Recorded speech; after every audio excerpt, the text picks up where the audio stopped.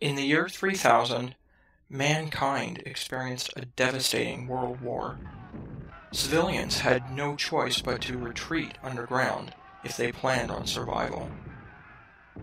It has been said that the year 3000 changed mankind forever.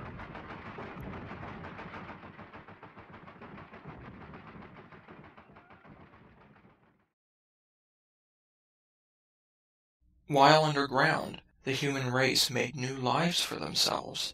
They found sources of food and water and generally became quite content.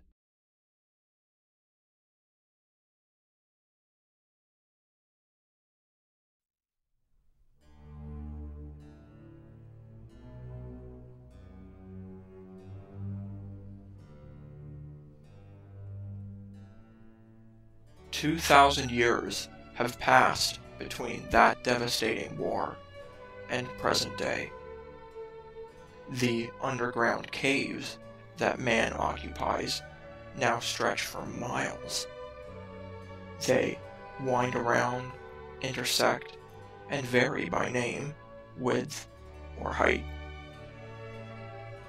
It has also been 2,000 years since any man, woman, or child has set foot on the surface of the earth."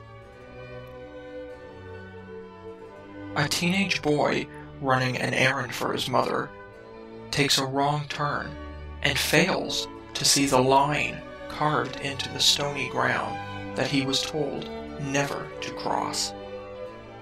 The boy, failing to realize he crossed this line, sees a light at the end of the cave and out of curiosity heads towards it.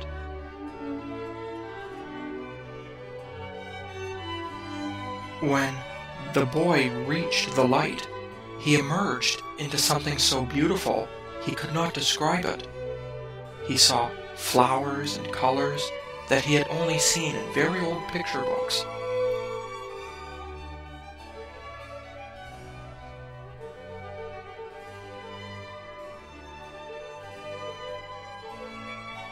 It had a blue ceiling with white patches, and it was held up by rough, large brown pillars that had many arms and many flat, green, oddly shaped things sprouting out of the top of them. As the boy wandered around, he observed many odd creatures, much bigger than the small creatures that ran along the cave walls and ceilings, thought the boy. He continued to walk until these large pillars ended, and he found himself looking out over a large, open space.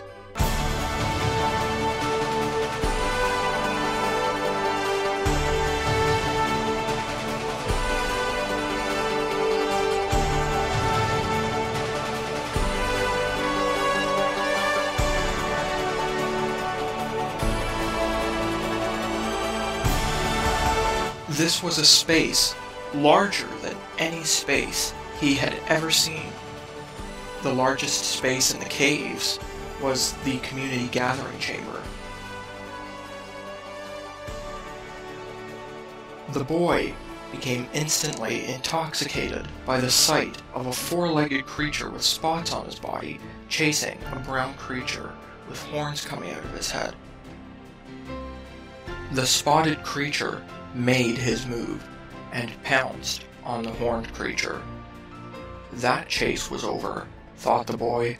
The creature with the spots on his body won that fight.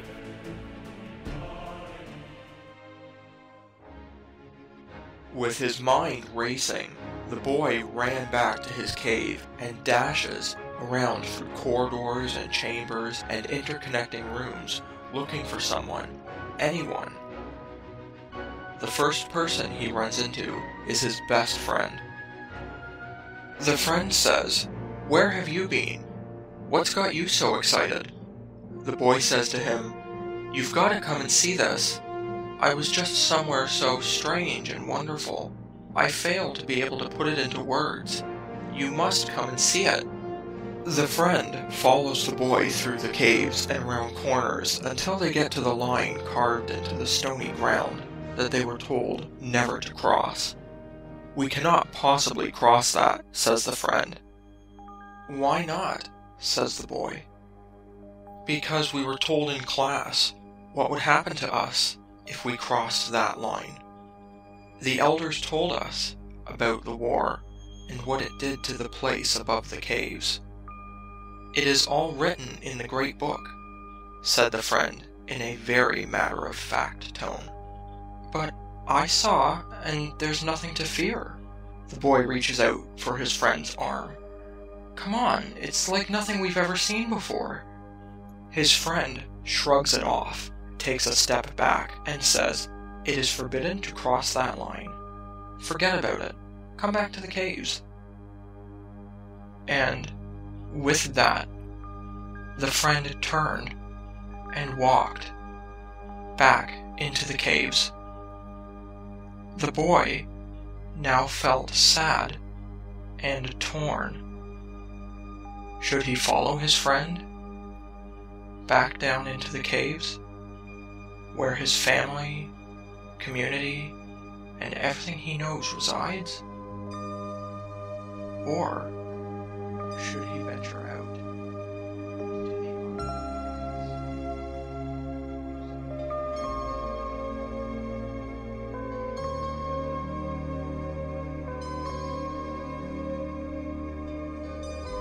Ultimately, we cannot change someone's pattern of thought.